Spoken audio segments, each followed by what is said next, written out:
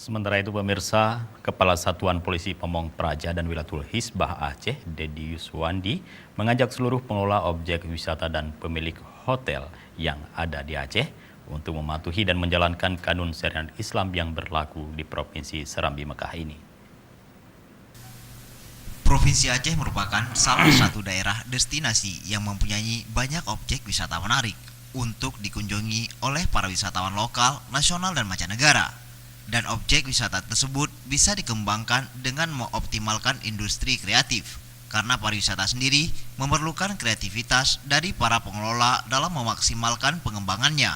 Namun kreativitas tersebut tidak menghambat dan melanggar penerapan syariat Islam yang berlaku di Provinsi Aceh. Untuk menjaga syariat Islam tetap berjalan dengan baik, para pengelola objek wisata dan pemilik hotel di Aceh untuk menyediakan rambu-rambu atau pamflet yang mendukung tegaknya syariat Islam.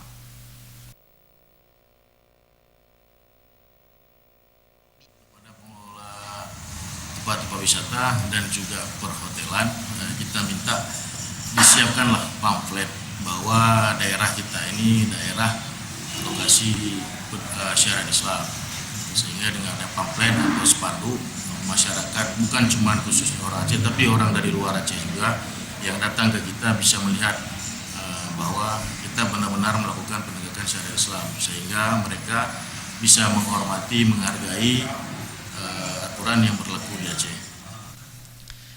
Pelaku usaha, pengelola objek wisata, dan pemilik hotel di Aceh dinilai sebagai pelaku bisnis yang dinilai dapat meningkatkan pariwisata dengan memunculkan industri kreatif dengan mengislamkan pariwisata, mulai dari perjalanan menuju ke lokasi hingga penginapan. Tim Liputan, Aceh TV.